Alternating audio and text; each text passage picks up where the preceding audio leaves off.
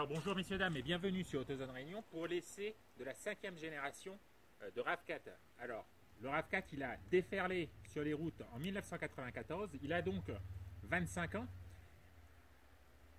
À l'époque il se présentait comme un petit SUV urbain avec une jolie petite bouille. Il a eu immédiatement un succès surtout auprès de la gente féminine.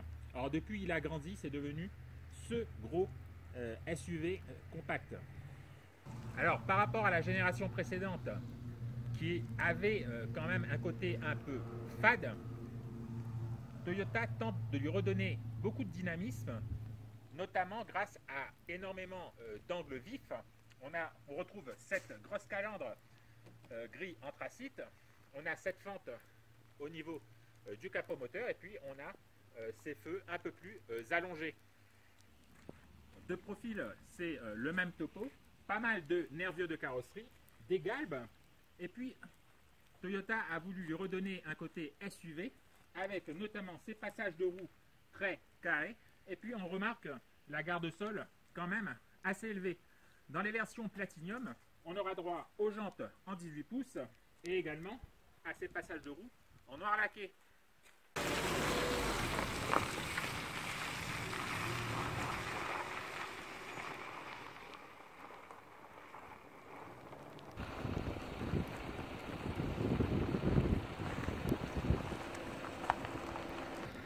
Au niveau de la poupe, on a ce haillon assez sculpté avec le béquet, les éléments aérodynamiques, les feux tout en longueur, cette partie en plastique anthracite, le bouclier qui est massif et les doubles sorties d'échappement.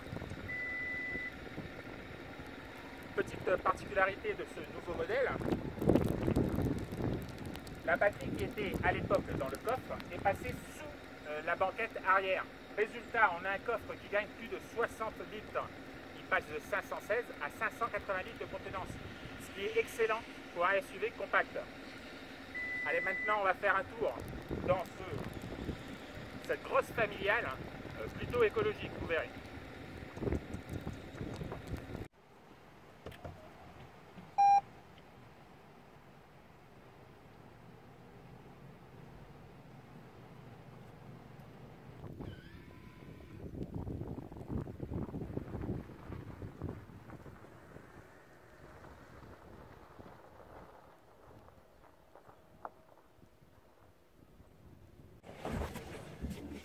Alors bienvenue donc dans ce RAV4 de 5e génération. Alors ce qu'on remarque immédiatement, c'est la qualité perçue dans ce nouveau RAV4. Alors Toyota a vraiment fait des progrès par rapport à l'ancienne génération. C'était un de ses défauts. La finition était perfectible, la présentation pas vraiment premium. Alors aujourd'hui on dispose de plastique moussé,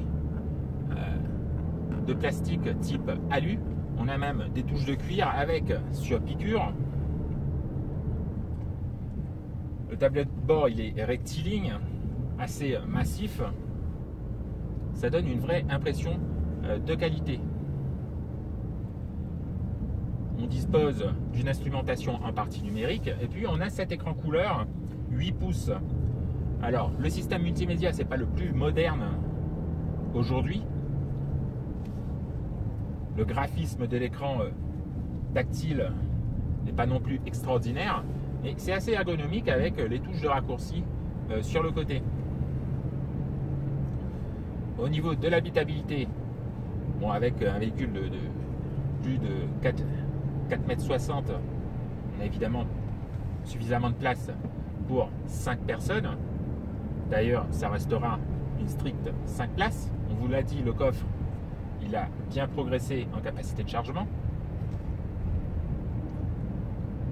Au niveau du châssis maintenant, alors là encore, ce RAV4 profite de la plateforme TNGA qu'on retrouve sur les Prius ou le CHR. Il était une plateforme qui était légèrement modifiée, qui s'appelle GAK. L'empattement a donc pris 3 cm et l'amortissement a l'air un peu plus ferme. Du coup, on a un meilleur niveau de grip et beaucoup moins de mouvement de caisse. Alors, la génération précédente, elle avait l'air d'avoir été conçue pour le marché américain. Pas celui-là. Celui-là, il est un peu plus fait pour la clientèle européenne. Ça, c'est sympa. Puis, on va parler un peu de technique. Au niveau démotorisation, alors démotorisation, en fait, il n'y en a qu'une. Toyota a mise à 100% sur l'hybride. On retrouve donc ce 4 cylindres de 2,5 litres à injection directe, accouplé à un bloc électrique. La puissance cumulée est 218 chevaux. Alors le couple moteur thermique est 221 Nm. Le couple de l'électrique 202 Nm. Ça fournit évidemment un bon agrément de conduite. Alors on a toujours cette boîte type variateur avec un mode séquentiel ou sport. Bon, j'en vois pas vraiment l'utilité.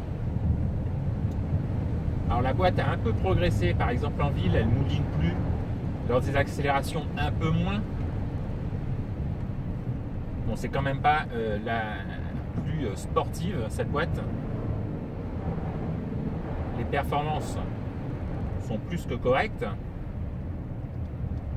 Il va toujours crier un peu à haut régime, mais on a un bon agrément de conduite. Et puis ce qu'on apprécie avec ce RAV4, c'est vraiment de le conduire écologiquement. On attend que la batterie se recharge, on essaye de rouler au maximum en électrique. En général, on arrive à rouler à 50% en électrique et 50% sur le moteur thermique.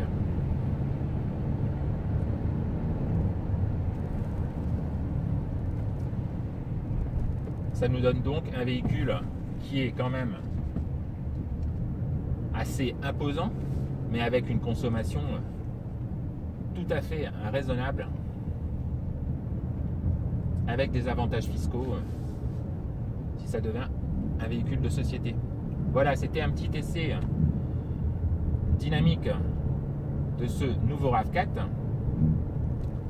qui sera disponible en deux finitions: graphite, le modèle que nous avons aujourd'hui, et si je ne me trompe pas, la version aussi Platinum. Voilà, nous on vous dit à très bientôt sur Autozone Rayon pour un prochain essai. À bientôt.